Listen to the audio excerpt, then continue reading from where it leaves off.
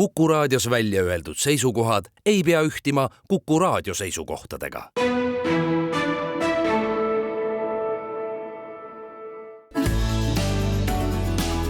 Keskpäevatund.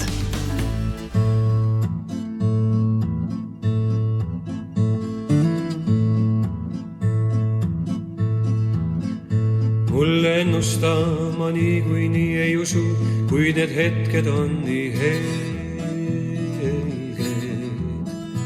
Oma vaiksel häälel vesta, et end veidike killadvaks lasta saaks. 102 on mul kaelas, 102 saad sa arru, 102.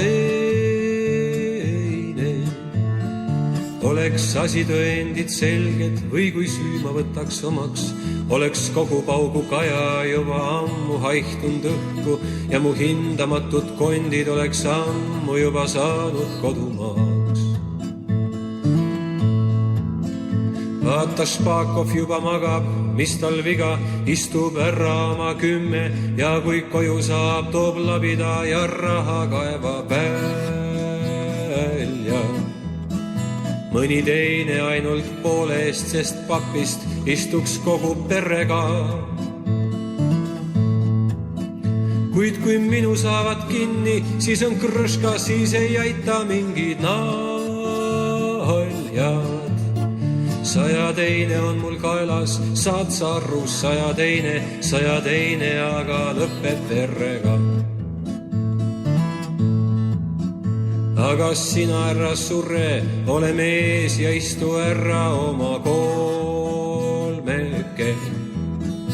Olin 62 päris poisike, kui kolmekese sain. Hiljem 72, siis kui 7 sain, ent tahtsin üles puua. Aga praegu on see köömes, 102 on mul kaelas, 102-ga, kuid iialgi ei tea, kas homset päeva näha võin.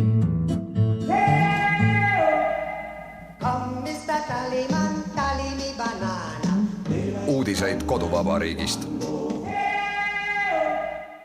Tere!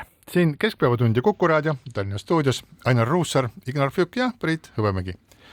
Tarmo ja Toomas Urbi laul Ivani palve läks meil tervituseks endisele haridusministrile Mailis Repsile, kelle Harju Maakohus mõistis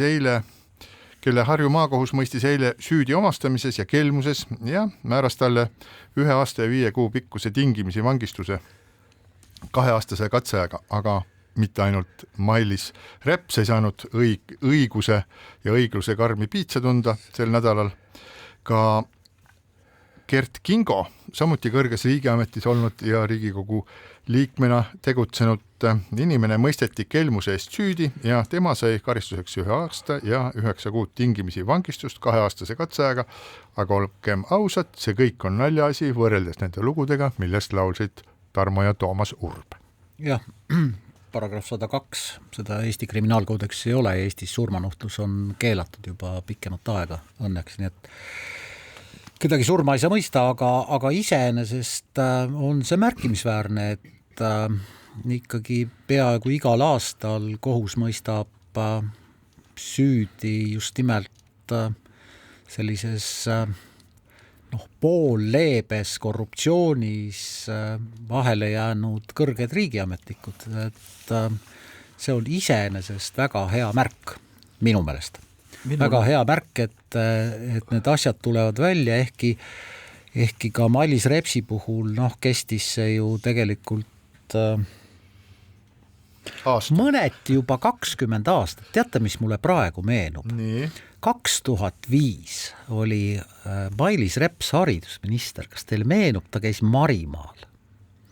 Ja siis tekkis esimene skandaal, mis on absoluutselt seotud korruptsiooniga, ma loodan. Aga siis ta andis Vene ajakirjandusele intervjuu, kus ta rääkis sellest ülevoolavalt, sellest, kui hästi marid elavad ja kui hästi Venemaa nende eest hoolitseb. Ja tookord küsiti ka, et kas siis tõesti Venemaa on selline riik, mida niimoodi peaks ülistama, et tegelikult sellised piiri peal käimised on ju Mailis Repsi saatnud kogu aeg. Mul on Mailis Repsist tõsiselt kahju, ma mäletan 90-ndate lõpus, kui ta Savisaare kutsel ministriks tuli ja ta paistis silma teatud sellise mõtterksuse ja ta on aastaid olnud küllalt heas mõttes nähtav, ega ilma asjata teda ei oleks ka presidendi kandidaadiks seatud. Aga see seik, mis Mailise loos on üks paljudest, ehk see, et ta kasutas ministeeriumi sõiduautot ja juhti oma lasteveoks, et see on ju üks väga vana juhtum juba ja see kõik on juba olnud. Ma mäletan 90-ndate lõpus, kui oli siseminister Robert Lepikson, siis tuli välja, et ministeeriumi kantsler on kasutanud juba 3 aastat tema kasutuses olnud 3 ametiautot oma pere ja oma laste veoks.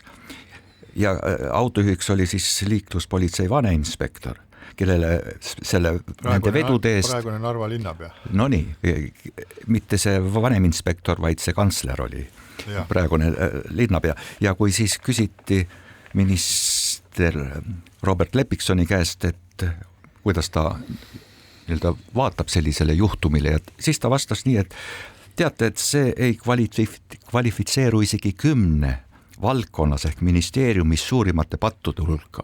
Et see kõik on nii tavaline. Ja mäletan, ma olin siis Riigikogu liige, ma tegin minister Robert Lepiksonile siis arupärimisele, et palun loetleda siis need 10 enimat pattu, mida ta ajakirjanikule intervjuud andes silmas pidas. Nii et võrreldes 90-ndate lõpuga on, nii nagu ka viitas Ainar, on meil õiguskaitse ja õigusest kinnipidamine oluliselt paranenud, millega ma mingil moel ei taha ühtegi kommentaari anda nüüd Mailis Repsi juhtumile, sest hetkel on ju see esimese astme kohtuotsus, see teatavasti vaidlustatakse ja mis on lõpptulemus, eks siis me saame seda uuesti arutada. No ja Mailis Repsile ju süüdistuse järgi heidetakse ette ka kütusekaardiga isiklikuks tarbeks kütuse tankimist ja ka sünnipäevapeo toitlustamiskulude tasumist ja lapse reisikulude tasumist ja kohvimasina soetamist ja mida kõike veel, iseenesest pisikest asjad, aga ma arvan, et selliseid pisiasju on ikkagi väga paljudes riigiametites üsna palju. Mina küll ei kujuta ette, ma ei tea, kas sina, Priit, kujutad ette, et kohe asun kujutama ette. Et sa võtaksid Postimehe toimetusest kaenlasse kohvimasina ja viiksid selle endale koju. Ei, seda ma tõesti ette ei kujuta. Aga kas te kujutate ette või oskate öelda, mis on oluline erinevus? Mailis Repsile on pandud ette seda, et ta oma isikliku sünnipäeva pidamiseks ka ministeeriumi ruumides kasutas nii-öelda ministeeriumi vahendeid. Aga mille poolest erinevad siis ministeeriumides ja asutustes korraldatavad suvepäevad? Iga-aastaselt, pikad, mida ka maksumaksja tasub ja mille poolest see nii-öelda sünnipäevast, kus need samad inimesed, kes muidu lähevad suvepäevadele tantsu lööma ja pidutsema, erineb. Nii et see üldine mõõde just tänase eelarve kontekstis, kus me nii-öelda raha kulutamine on nii-öelda pidurdamatu, peaks olema nii-öelda vaatama ka nii-öelda suurema vaatega asjadele, et küsimus ei ole ühes ministris või ühes rikkumises, vaid üldises laristamises. Seda küll jah, kui me nüüd hakkame osadeks võtma neid sinu poolt toodud näiteid suvepäevad, siis nii palju kui neid oli, nii palju kui ma neid märkasin, siis ikkagi oli seal oma osalustasu, mis ei tähenda seda, et asutus ilmselt mingisuguseid kulusid ei maksnud või et ametiautoga suvepäevadele sõites ikkagi kasutati ameti bensiini. Need kõik on sendid, aga see asi ei ole mitte sentides, kui riigieelarvet võrrelda nende kulutustega, asi on tõepoolest põhimõttes, asi on tõepoolest selles, et me tahaksime, et kõik oleks natuke korrektsem, natuke läbipaistvam, natuke selgem ja jumal tänatud, et me selle suunas liigume, selles mõttes ma olen ikkagi optimist. Nagu tihtipeale nii ka selles loos on avalikkuse seisukohalt kõige tähtsam see, mitte mis, vaid kuidas.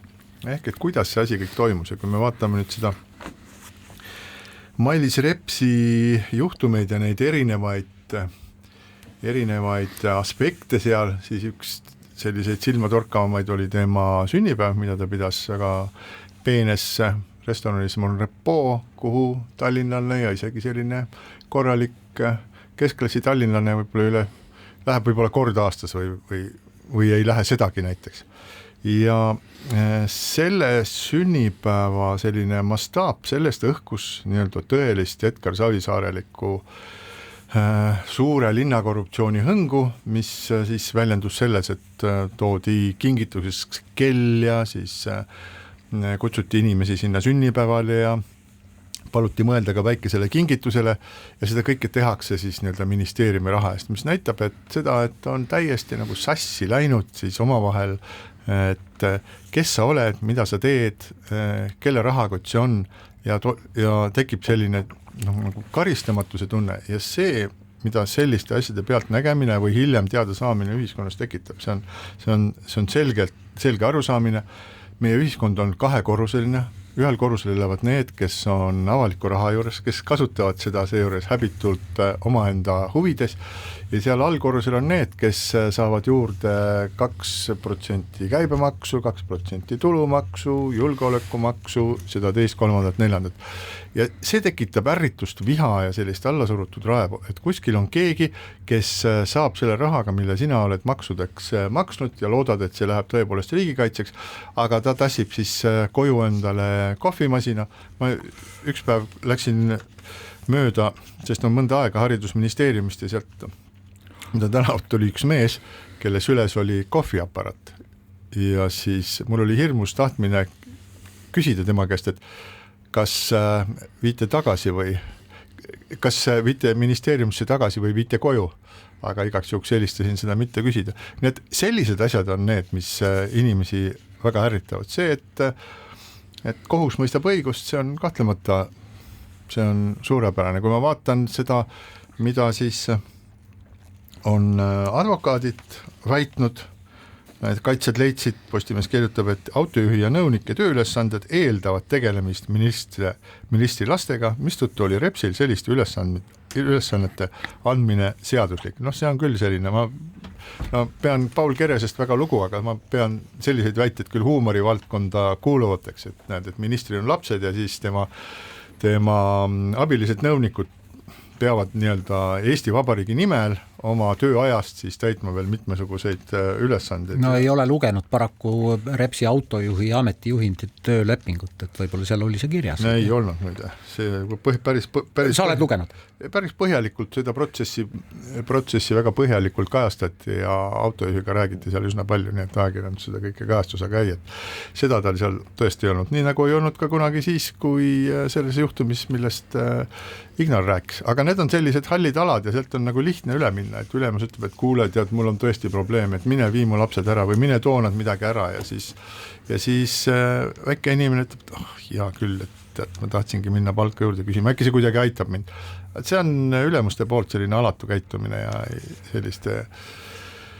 Mul on hea meel, kui sellised asjad saavad oma karistuse. Muidugi tuleb veel järgmine kohtuaste ja siis, mis võib välja mõelda midagi muud ja siis pärast seda on riigikohus ja riigikohus ütleb, et nad ei võta seda arutusele. Aga samas oli veel teine juhtum, mida ma ka alguses mainisin ja see oli Gert Kingo juhtum, kes siis süüdistuse kohaselt esitas Riigikogule hüvitamiseks advokaadibüroo arveid, millel olid märgitud Riigikogu liikme tööga seotud konsultatsioonid, mida siis advokaadibüroo väidetavalt tema tellimusel tegid, aga need arved olid tehtud siis koostöös ühe advokaadibürooga ja mingisuguseid taolisi teenuseid, nagu siis kohus otsustas tegelikult ei osutatud. Nii et taaskord selline juhtum, et inimesed maksavad ja osa sellest rahast võetakse välja veidral kombel. Ja ka see otsus ei ole veel jõustunud, aga läheme nüüd riigieelarve juurde, sellepärast et valitsus andis parlamendile üle riigieelarve, millest on räägitud viimased 2,5 aastat. Ütleme, et see on üks ja seesama protsess, mis algas Kaja Kallase esimese valitsuse ajal ja nüüd on see jõudnud siis sellise lõpplahenduseni, nüüd lõpuks on midagi kärbitud, midagi kohendatud ja parlament peab hakkama otsustama, et mis sellest kõigest saab. Jah, riigieelarve tulude maht kuulajatele on siis 17,7 miljardit eurot ja kulude maht 18,2 miljardit eurot, kaitsekulud on 3,3% SKT-st järgmisel aastal siis riigikaitsesse investeeritakse üle 66 miljardi euro, nii et kärbe on ka 130 miljonit ja natuke rohkem. Mis mind selle riigieelarve kõrval tegelikult positiivselt paelus, oli peaministri poliitiline avaldus, kui ta eelarve Riigikogule üle andis. See oli selline kujundite rohke, üldse mitte, nagu me oleme mõistnud, et poliitilise avalduse taga on mingi sünge või karm tekst. Seal oli fakte, aga seal oli ka selliseid lustakaid kujundeid. Ta tõi näite sellest näiteks, et kui Eesti oleks midagi ette võtnud, siis oleks Kreekas saanud Eesti peale näpuga näidata ja Eesti üle nagu irvitada. Ta tõi näiteks selle, et siiamaani on käinud nagu ühikapidu, mis oli minu arust üsna kujundlik väljend, et ühikapidu, kus keegi ei tea, millal pidu lõpeb ja kellel on homme eksam või mitte, et see ühikapidu on läbi. On siis läbi või mitte, seda saame näha, aga tegelikult ma kiidan peaministrit või ükskõik, kes tema kõne kirjutas nende kujundite eest. See on huvitav, et sa seda kiitmiseks võtad, see lustakus. On toodud võrdlust 2008. ja 2009. aasta majanduskriisiga, mis Eestis oli. Sel ajal oli peaministriks Andrus Ansip, siis majandus kukkus 14%, langes 11 kvartalit järjest, nagu ka praegu, aga palkasid vähendati 10-20% ja kõigele sellele, mis nii-öelda ühiskond ja valitsus eesotsas ette võttis, järgnes deflatsioon, nii et mitu kuud või isegi paar kvartalit järjest toidukorv odavnes ja kiiresti nii-öelda sellele kiirele kukkumisele järgnes kiire taastumine. Ja olles siis ise Riigikogus, ma ei mäleta hetkegi, et olukorras tehti nalja, heideti retoorilisi lõmpsimisi ja et nagu tõsi polegi taga, mis täna Eestiga juhtub. On. Vabandust, Ignar, tsiteerin taas peaministrit. Meil on alanud majanduskasvu festival ja ka sinul on pilet esiritta. No täpselt ja see retoorika ongi kahele nii-öelda sõnale üles seotud, mis omavahel on ka kuidagi seotud kindlusele ja kasvule, mis on nii-öelda selge viide sellele, et seniajani pole Reformierakond saanud välja oma valimistsüklis, kus nende loosung oli, et andke meie kindlate kätte oma saatus, parem tulevik ja siis te võidate. Seda pole juhtunud, mida on siis nüüd kindlust olnud? Saamatus ja segadus riigikaitse ja sinna investeeringute kavandamisel, jätkuv ja pidev majanduslangus, inflatsioon kasvab, Eesti konkurentsivõime langeb ja see kõik, mis näiteks Nordicaga toimub, see on nii-öelda maksumaksja raha kasutamise kõrgem pilotaaž, kui võtta seda teemat, millega Nordica tegeleb. Et see, mida nüüd loodetakse ja kindlusele hakatakse rajama, võiks eeldada, et sel juhul tehakse väga põhimõttelisi häid otsuseid. Näiteks peaks algama sellest, et auditeeritakse ja investeeritakse see, kuidas ja mismoodi ühiskond ja Eesti avalik sektor toimib, tehakse seal olulisi mööndusi või kärpeid, tühised tegevused jäetakse ära või tehakse neid paremini, mida on vaja teha. Seda ju ei ole, see kärpimine on nii-öelda tükati, vaadatakse korra siit, korra sealt, olemuslikult ju ei kärbita, ei muudeta seda süsteemi.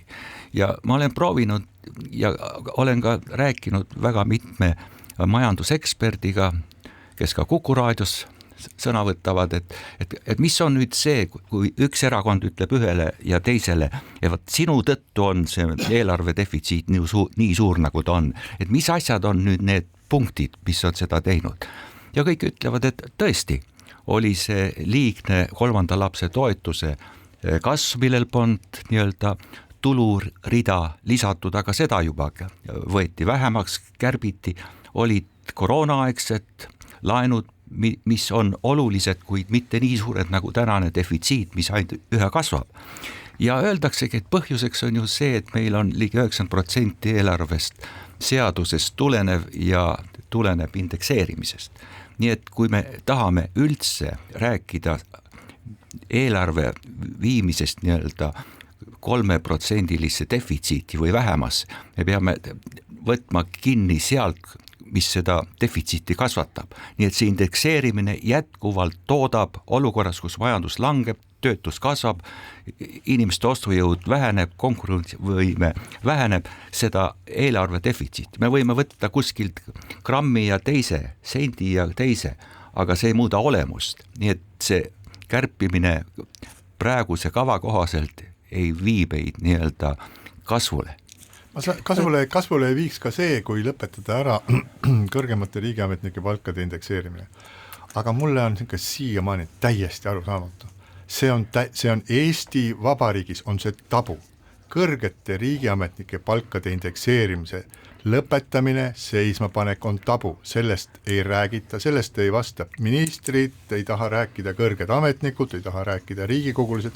Kõik, mis puudutavad kõrgemate riigiametnike palku, on tabu ja see on Eesti Vabariigi kõige suurem häbiplekk minu meelest. Sel ajal, kui maksud tõusevad, me mõtleme riigikaitsele, igaüks on sunnitud sellesse panustama, tahab või ei taha, aga kõrgem riigiametnik peab saama iga aasta kõvasti palka juurde, sellepärast et, ma ei saa aru, mille pärast.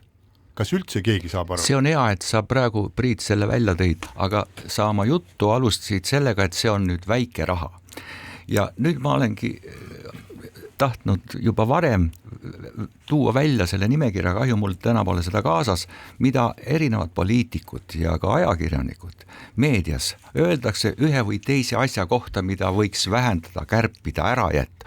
Aga teate, see on eelarvele nii väike mõju, et seda ei ole mõtet isegi rääkida.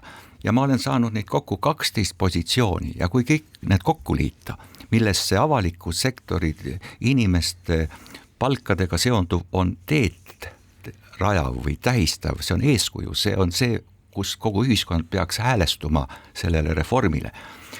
Et need on väga suured summad kokku, et me ärme kunagi kasutame seda, et see on väike summa. Eelarves ei ole väikseid summasid, on põhimõtted, printsiibid ja eesmärgid.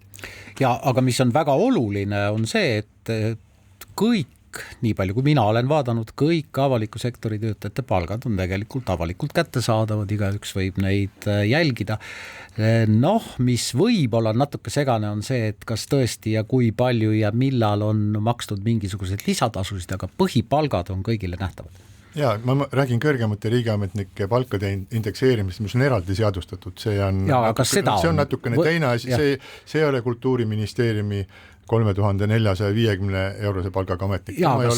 Ka see on ametlikult nähtav, kuidas see indekseerimine on toimunud ja kui palju see palk on indeksi võrra siis kasvanud. Ja siinkohal tahab Fjuk midagi öelda? Ma tahtsin öelda, et loomulikult see kõrgete riigiametnike indekseerimise teema on oluline, kuid indekseerimisest rääkides või sellest rääkides, mis tänast eelarvesse toodab pidevalt defitsiiti. Seal on palju indekseerimisi, seal hulgas pensionid, teatud toetused ja ma ei räägi nende kaotamisest ja ma ei räägi milleski taolisest, vaid lihtsalt tahan öelda, kui eesmärgiks on eelarve tasakaal või eelarves nii-öelda laenu koormuse vähendamine, et meie intressimaksed oleks väiksemad, siis me peame rääkima asjast. Ja see asi on indekseerimise teatud perioodiks, aastaks, pooleteiseks vähendamine, raamimine, mitte kaotamine. Ja aastaid tagasi oli Reformierakonna valimislubadus, kui te mäletate, üks valimislubadusi kõigil tõuseb. Ja siinkohal väike paus. Keskpäevatund. Keskpäevatund jätkab. Ainar Ruussaar, Ignar Fjuk ja Priit Hõbemägi. Vabandust, ma häälen natukene ära, aga ilm ongi selline, et sellist asja võib juhtuda. Valitsuserakondade koalitsioonileppesse sai ju teatavasti kirja kavatsus selle kohta, et riigieelarve läbipaistvust peaks suurendama ja sellest oleme meiegi siin väga palju rääkinud. eelnõu on valmis ja neid põhimõtteid rakendati ka juba siis selle eelarve puhul, millest me oleme rääkinud ja räägime praegu, aga nii riigikontrolör Janar Holm kui ka õiguskantsler on seda juba tugevasti kritiseerinud. No õiguskantsler vaatab Eesti Vabariigi eelarve baasseadust, mille kohaselt peaks kõik tulud ja kulud olema majandusliku sisu järgi liigendatud ja Riigikogus menetletavad, nii et kes midagi soovib muuta, siis see ese või objekt, mida peaks muutma, on eelarves selgelt välja toodud. Tegevuspõhine eelarve seda ei võimalda, seal puudub ka adekvaatne võrdlus näiteks eelmise aasta eelarvega eri kululiikide osas. Osa sellest on kirjas seletuskirjas, kuid seletuskiri pole seadus, ehk selle järgi elu ei korraldata. Nii et õiguskantsleri poolt öeldu peaks olema nüüd viimane piisk, et seda baasseadusest tulenevalt peaks eelarve viima. Seda enam ei jõua, aga järgmine aasta eelarve peaks olema siis korrastatud. Aga mis mulle üldiselt nagu on silma hakanud veel, on see, et on ka mõningad päris head ettepanekud, ütleme selle emapalga lae allatõmbamine, mis on ei koori vaesemaid või vanemahüvitis ikka. Jah, ütleme vanemahüvitis või siis ka teatud ümberkorralduse töötukassa väljamaksete suhtes, sest me kõik oleme ajakirjanduses sageli lugenud inimesest, kes siis kas ise lahkub mõnelt ametist või koondatakse, siis ta intervjuus kuidagi nagu muuseas ütleb, eks ma nüüd paar kuud kõigepealt nagu kogun ennast, ega ma ei vaatagi, kuhu ma peaks minema, eks töötukassast ma sain ju toetust. Töötukassa ei peaks olema selleks, et inimene puhkab. Ja hea ettepanek on olnud ka see, kuigi see nüüd eelarvesse oli jõudnud, et avaliku sektori inimestel puhkusepäevade arv võiks olla sama, mis on ka erasektoris, kus on 28 päeva, et miks peaks olema avaliku sektori inimestele 35 päeva. Jah, need on kõik kunagi vastu võetud ja lohisema jäänud asjad, aga tegelikult Riigikontroll on ikkagi teinud ka lõppeval nädalal väga selgeid märkusi ja üks, mis mulle väga silma jäi, oli see, et ministeeriumid ja nende halduses olevate riigile kuuluvate äriühingute infovahetus on kohati väga puudulik ja riik ei näita nagu kohati välja mitte mingisugust omaniku tunnet või omaniku huvi. Ometigi liigub seal väga suur raha, 100 miljonid eurot. Ehk siis tegelikult neid asju, millest pihta hakata on küll ja veel lisaks sellele, et minna reservide kallale või tõepoolest tõsta mingisuguseid visiiditasusid rääkimata maksudest. Ehk siis neid suuri tükke, mida tegelikult hammustada on küll ja veel, et tõepoolest me võime siin lugeda ja kirjutada ja rääkida sellest, et kärbitakse, jah, ülikoolid mõtlevad sellele, kas kärpida 100 euro stipendiumi edukalt õppivatele inimestele või tõepoolest, ma ei tea, jutt käib sellest, et kas lõpetada 1 miljoni eurone toetus venekeelsele erameediale või mitte, see on eraldi küsimus, aga need kõik on väikesed summad, et väga paljudes kohtades on tegu põhimõttelise küsimusega, sama riigi omaniku tunde küsimus näiteks, et minul vastust ei ole, kuidas seda riigi omaniku tunnet kasvatada selliseks, et see oleks tõeliselt omaniku tunne ja omaniku huvi. Kui seda eelarve koostamise põhimõtet veel vaadata, siis nii Madise kui Sõerd siis põhimõtteliselt ütlevad seda, et eelarve peab olema selline, et meil on kulud ja meil on tulud ja me saame selgelt iga Eesti Vabariigi kodanik, kes on maksumaksja, iga Riigikogu liige, iga minister saab selgelt näha, et milleks me tahame, kui palju kulutada ja kui palju meil selleks kulub. Ja see tegevuspõhine vaade, see, mis meil on viimased aastad olnud, mida on nii palju kritiseeritud, väga erinevatelt tasanditelt, et see võiks olla siis nagu lisamaterjal sinna juurde. Ja ma jälgin seda debatti ja ma samamoodi nagu selle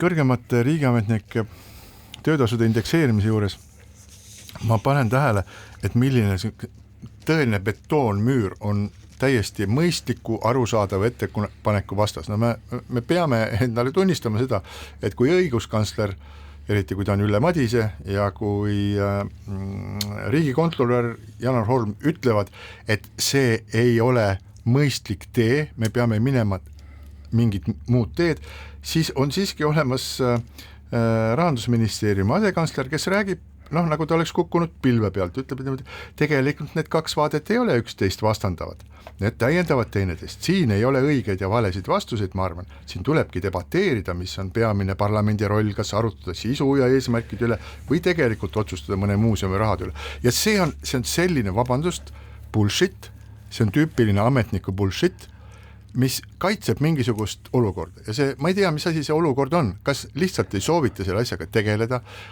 kas soovitakse, et mingisugused oleks parem, kui mingisuguseid positsioone ei ole, et nad ei ole läbinähtavad, et jätkubki mingisugune hämarus. Ma ei arva, et seal Rahandusministeeriumis mõni asekantsler tahab mingisugust nagu sigadust korralda, ei, seda ma ei arva, aga see ametniku selline enesekindlus, kuulge, mis õiguskantsler, mingi riigikontroll, ärge hakake segama, me teame väga hästi, et me võime siin debateerida, aga tegelikult minge sinna samuski. Aga see on hästi huvitav, mida sa just praegu räägid, et seda nii-öelda tegevuspõhise ja kulupõhise riigieelarvega seonduvat vastuolu on ju käsitlenud mitte ainult õiguskantsler või riigikontroll, samuti president, Riigikogu liikmed ja mitte 1 aasta, vaid juba 3-4 aastat. Ja kui üks ametnik paneb sellist tuima, siis on see muidugi kahetsusväärne, sest lihtsalt öeldes on praegu ju niimoodi, et tegevuspõhisene on riigieelarve seaduse osa ja kulupõhine on seletuskiri. Tegelikult peab olema see vastupidi. Nii et selles see kogu point on. Aga nüüd teema lõpetuseks mul on nagu 2 ettepanekut.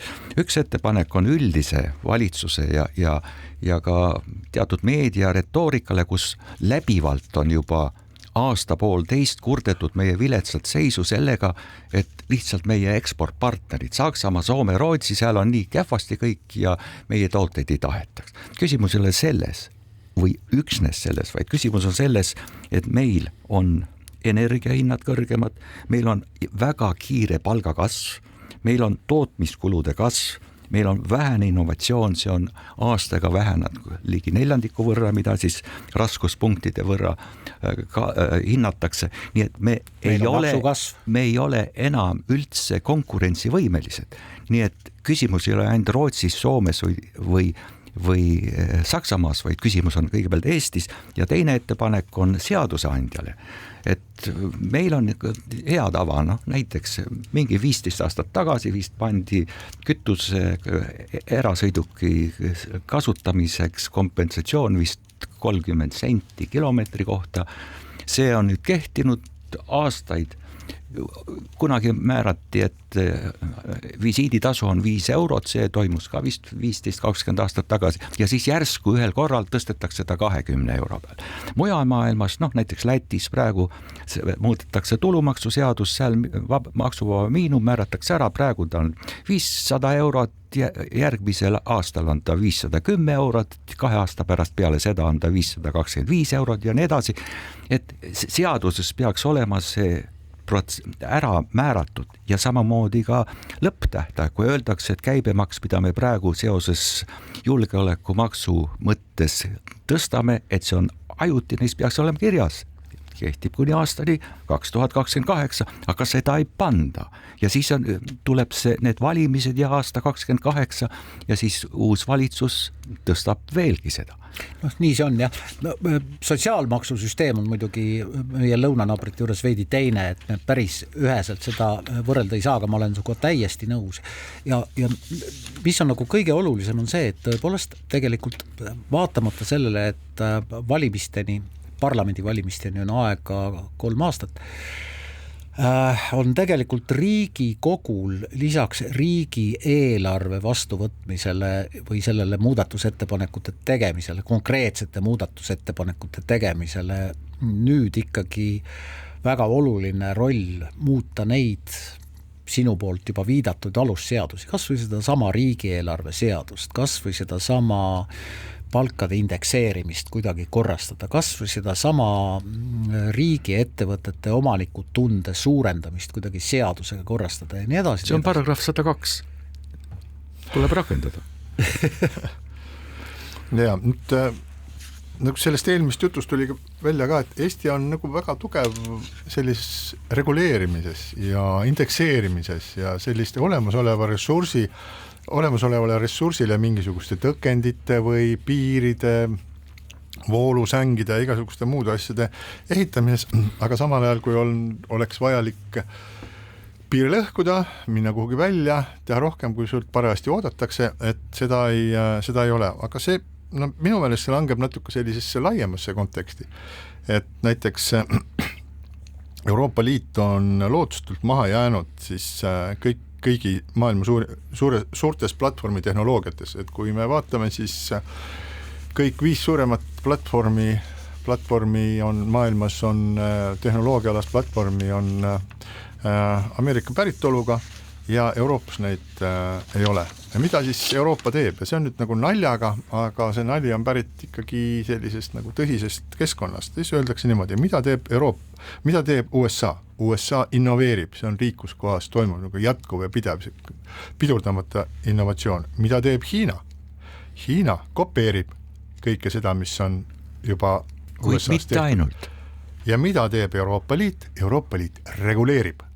Euroopa Liit reguleerib, luues uusi regulatsioone, kuidas tohib, mida võib, mida ei tohi. Ja regulatsioon on oma olemuselt piirang. Aga selle kõrval uusi asju tuleb väga vähe. Ja siinkohal väike paus. Keskpäevatund.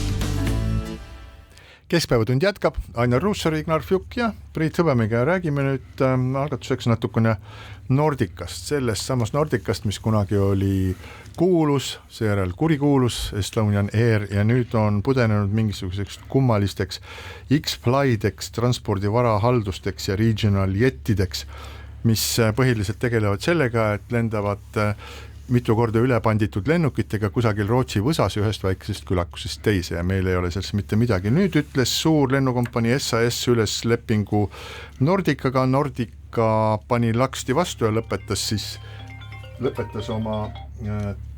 oma teenuste esitamise SAS-ile, majades tüli natuke suuremaks, aga üldiselt on muidugi asi täiesti ükskõik juba.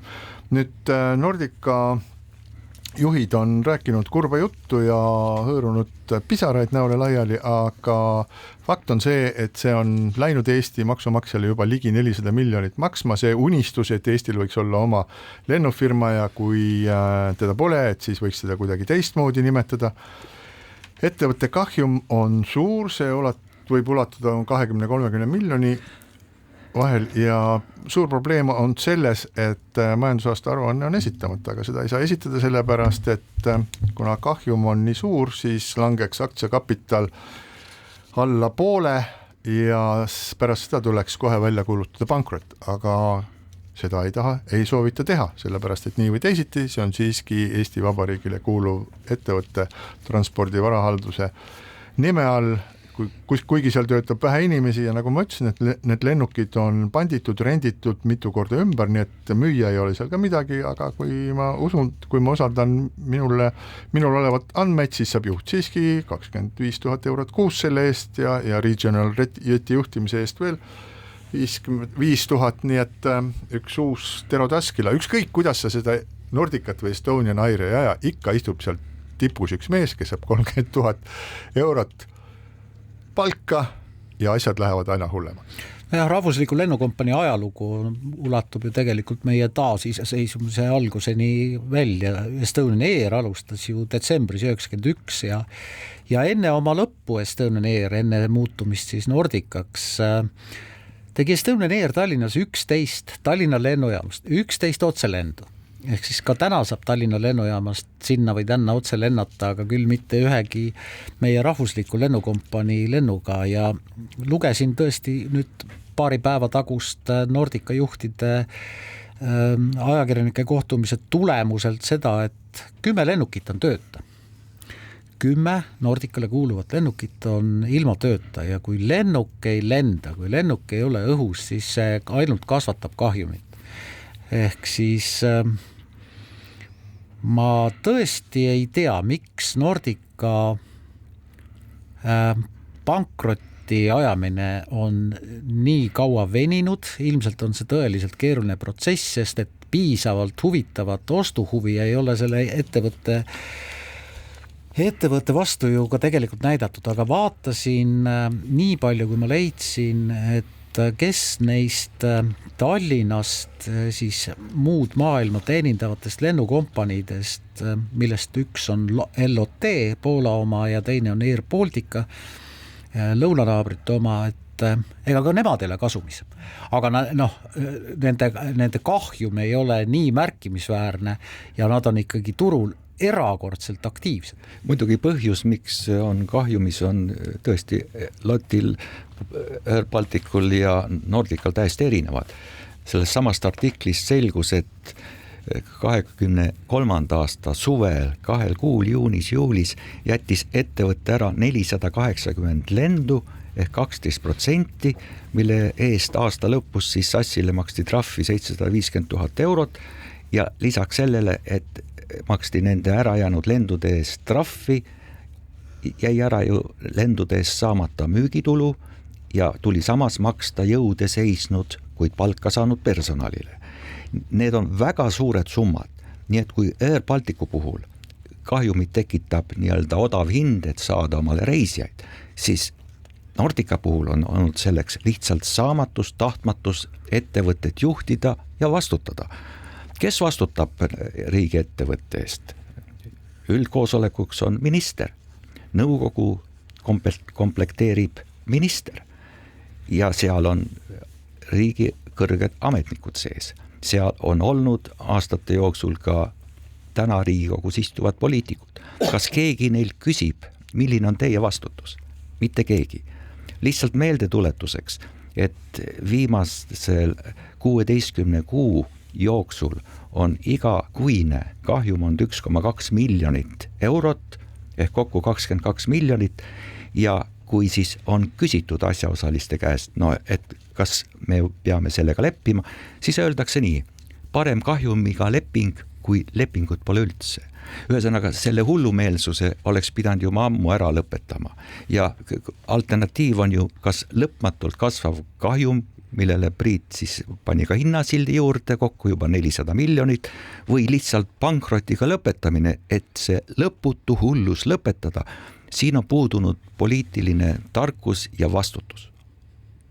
Nii see on, aga räägime ühest huvitavast ideest, mis sel nädalal kerkis üles ja see puudutab siis lapsi ja nutitelefoni ja enamus meist on ju lapsevanemad ja teame, milline nuhtlus on üks nutitelefon siis, kui ta võtab ära õppimisele määratud aja või sportimisele määratud aja või lihtsalt sellisele mõistlikule ja mõnusale kodus õhtuse suhtlemise aja. Aga mis veel hullem, võtab ära ka aja koolis ehk viib laste mõtted kõrvale, ei lase keskenduda õppetööle ja selle tulemused siis on aastate pärast näha. Nüüd on tekkinud idee luua nii-öelda riiklik regulatsioon selleks, et lapsi saaks eraldada nende nutitelefonidest koolides juba tõhusalt ja kiiresti. Jah, jutt ei käi mitte tunnis, see on nagu nüüd õpetaja enda otsustada juba ju ka praegu, et palun pange oma nutitelefonid enne tunni algust kõik siia kasti ja seda väga palju tehakse, juhul kui õpetaja või õppetöö ei näe ette, et neid nutitelefone kasutatakse. Jutt käib vahetundidest ja selle avaliku kirja alla kirjutanud hariduseksperdid ja lapsevanemad ja psühholoogid viitavad sellele, et vahetundides nutitelefoni kasutavad lapsed ei puhka piisavalt hästi, ei puhka piisavalt välja. Meie ei tea, meie mäletame vahetundi, kus mingid nutiseadmed ei olnud olemas. Ja pidevalt kutsuti korrale, mis te jooksete? Ja mis te jooksete, just. Ja nii edasi. Mäletan, et poisid käisid nurga taga suitsu tegemas. Aga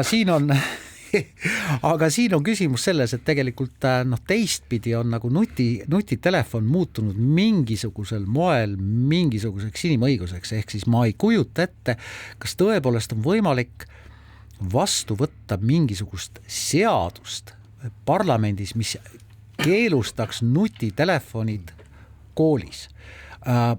Minu meelest on see väga keeruline. Ma lihtsalt Ainarile tuletan meelde, et aastal 2017 Macroni ettepanekul Prantsuse parlament võttis vastu seaduse, nii et 1. septembrist 2018 Prantsuse koolides, kus kuni vanuseni 15 eluaastat on lastel nutitelefonide kasutamine keelatud.